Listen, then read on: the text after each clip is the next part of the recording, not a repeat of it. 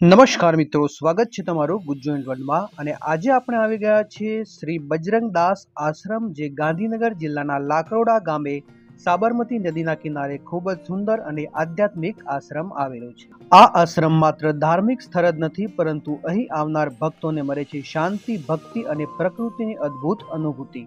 આ આશ્રમનું નામ બજરંગદાસ બાપા નામ પરથી રાખવામાં આવ્યું છે. બજરંગદાસ બાપા ભગવાન હનુમાનજીના ખૂબ જ મોટા ભક્ત હતા. આ આશ્રમમાં મુખ્ય આકર્ષણ છે હનુમાનજીનું મંદિર. ભગવાન હનુમાનજીની મૂર્તિ ખૂબ જ શક્તિશાળી અને આકર્ષક છે. દર મંગળવાર અને શનિવારે અહીંયા વિશેષ પૂજા અને આરતી થાય છે. અને આશ્રમમાં નિયમિત રીતે ભજન કીર્તન, સત્સંગ અને ધાર્મિક કાર્યક્રમો યોજાય છે. તો મિત્રો, વર્ષો પહેલા બાબા બજરંગદાસ જે આશ્રમમાં રહેતા હતા, જે ઘરમાં રહેતા હતા, એ ઘરને હજુ પણ એમ જ રાખવામાં આવ્યું છે. તો ચલો આપણે જઈએ અને એ જગ્યાએના દર્શન કરીએ જ્યાં બજરંગદાસ બાપા જ્યાં બેસીને હંમેશા ભક્તિ કરતા હતા. તો જુઓ મિત્રો, આ એ જ જગ્યા છે જ્યાં બાપા બજરંગદાસ હંમેશા બેસીને ભક્તિ સંગીત કરતા હતા.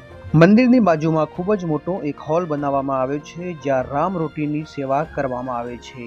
અહીંયા હંમેશા સદાવ્રત ચાલે છે. અહીંયા ગમે ત્યારે આવો તમે 24 કલાકમાં અહીંયા તમને ભોજન જરૂર મળી જશે. ભક્તો અહીં પ્રસાદ અને અંગ ક્ષેત્રમાં સેવા આપવા માટે પણ આવે છે. અને કેટલાક ખાસ તહેવારો જેમ કે હનુમાન જયંતિ, રામનવમી, આ દિવસે અહીં ખૂબ જ મોટી સંખ્યામાં ભક્તો ભેગા થાય છે. આશ્રમમાં ભક્તોને રહેવા માટે પણ સરસ વ્યવસ્થા કરવામાં આવે છે. મંદિરની સામેની સાઈડે એક ખૂબ જ મોટી ગૌશાળા પણ અહીં આવેલી છે જ્યાં ગાય માતાની સેવા અને ભક્તિ કરવામાં આવે છે. ગૌશાળાની આગળ વધતા જ એક બીજું બાપા બજરંગદાસનું એક મંદિર બનાવવામાં આવ્યું છે.